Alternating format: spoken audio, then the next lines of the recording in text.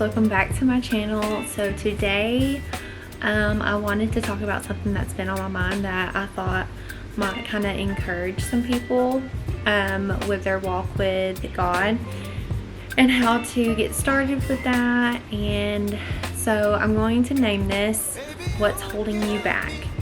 So I know that with a lot of people it's kind of hard to start their journey with God sometimes because there's something that's holding them back. So I wanted to get into some things and see if this might help somebody like figure out what's going on, and maybe this might encourage someone to start their journey with God. So let's get into it. So the first thing that I put are family or friends holding you back from pursuing a relationship with God. And so I know like a lot of people nowadays aren't following Christ, and that's kind of the new norm now. And I know it can be discouraging sometimes whenever other people aren't wanting to do the same thing that you're doing, or maybe they are Christians but they're lukewarm, and it's kind of hard to just like fully go all in because sometimes it might be like hard to do it by yourself. I know a lot of people, they like to have other people do things with them for them to feel comfortable doing something. So I said it's okay to set up healthy boundaries, especially if it's something to do with having a relationship with God and that's something that's going to better you. It's okay to have those healthy boundaries for you to pursue that.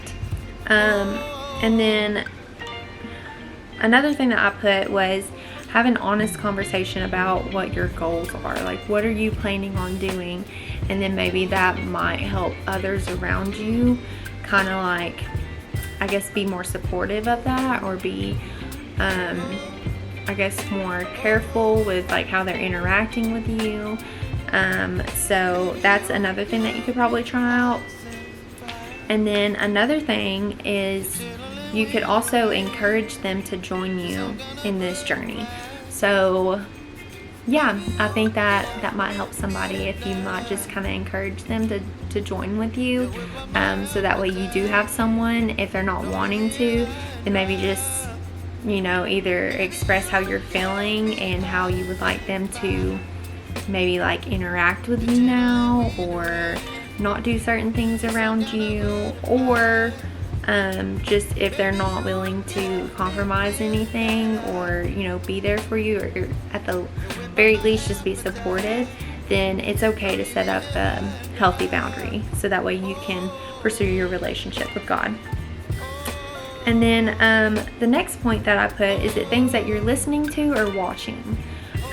So there's a verse, and I'll have to put it on the screen, but it basically talks about whatever is in your heart comes out of your mouth, and I think it's a direct reflection of your heart, and you may not intend for it to have an impact on you or your attitude or anything like that, but a lot of the times it does. I just recently seen a video, and the guy was talking about how songs they attach to your soul without you knowing, or I know it sounds weird, but he said, how many times have you listened to a sad song and then you're not even in a sad mood, but it changes your mood?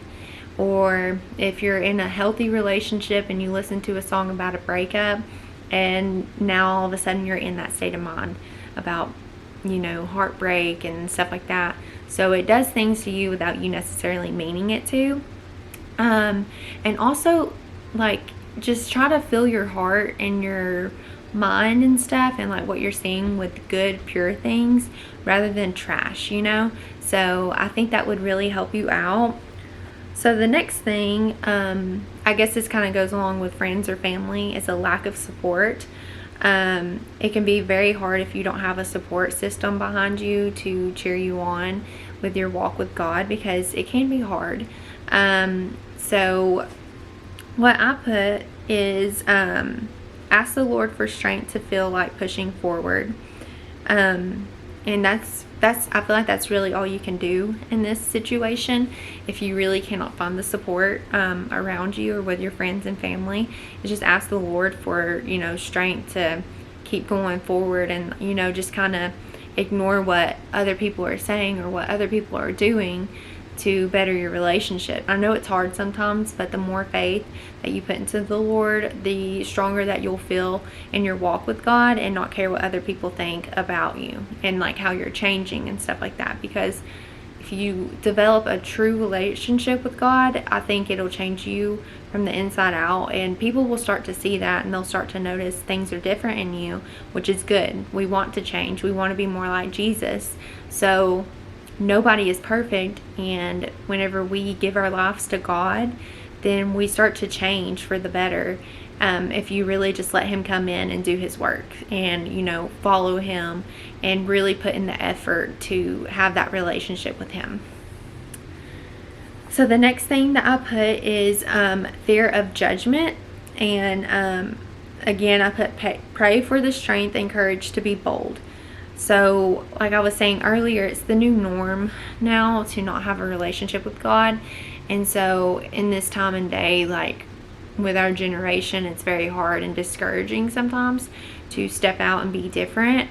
But who wouldn't want to be different? You know, like I want to change from the inside out, and I want people to be able to tell that something's different in me. I don't want to stay my old self and stay a prisoner of my sins. You know, I want to be set free and be more like Jesus in all ways that I can. And it's definitely a walk. It's definitely a journey to get there, but I think it's very well worth it, and people will start to see the fruit of that in your life eventually. I said, don't listen to the enemy putting fear into your heart, because that is probably like the number one thing that he's probably going to try to do, is put fear into your heart of what people are going to think of you and judgment. But honestly, you shouldn't care what other people think above all else. It's just what God thinks, because in the end, who are you going to care about, like what they think of you? That person from high school, or that friend from work, or a co-worker or something? Your number one priority should be what God thinks of you and bettering your relationship with Him, because in the end, that's all that's going to matter. Did you have a relationship with Him? Does He know you? Do you know Him? So just really, really try to push forward with that, and just keep praying about it. Keep praying it over yourself, that God will give you the strength to push forward and not care what other people think of you. The next point that I put is, do you have a lack of obedience? And to that, I just say fully surrender to God, and I think you'll see the fruit of that as well. There's so many things that like we don't want to give up, as far as like sins and stuff, or things that we are holding on to, and it's really hard to let those things go. But I also seen a video, and this woman said that people think that Christians are just like rule followers, that we aren't allowed to do things, that we're being held back. And to that, she said, you are a slave to sin. And once you give your life over to God, He frees you of that sin. So the things that you wanted to hold on to, you didn't realize how much of a slave you were to it actually.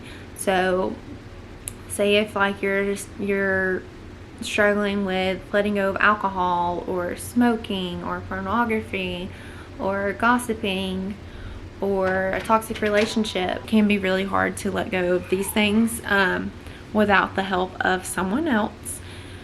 So what I would do is I would just pray your heart away. Like, keep on praying. If you feel like you're struggling with any temptation, or struggling with your sins, and you're trying to walk away from it, I mean, seriously, just pray and mean it, that you want to get this out of your life. And I know that once you get through that, and you keep on going days and days and days without this sin that keeps haunting you, it'll get easier over time for you to say no to it and be more confident in who you are without these sins or these obsessions, whatever it may be.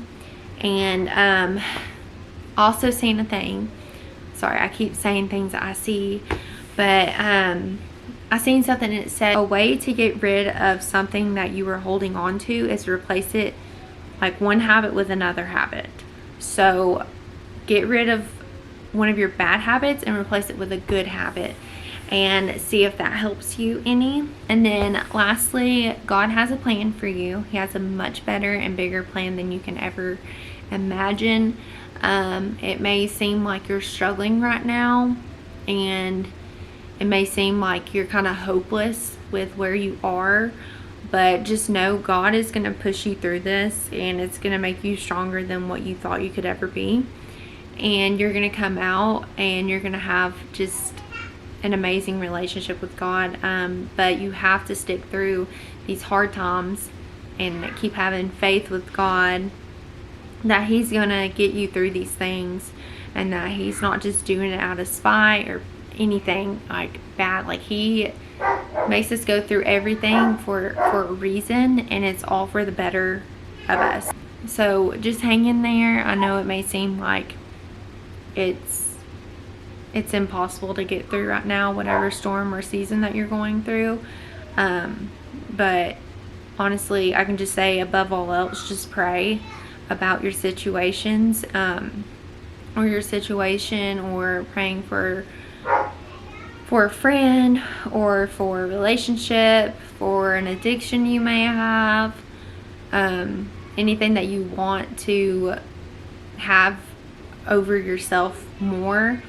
If you want to have this trait more and you're struggling with that, or maybe you struggle with anger, it could be something like that, or depression, just pray, and God will answer your prayers one way or another. He will either tell you yes or no. And if He closes a door, or if He doesn't open up a certain door for you, it's because there's a different one waiting for you that's better, and that is meant for you. And everybody has their own journey and their own story, and every story is important.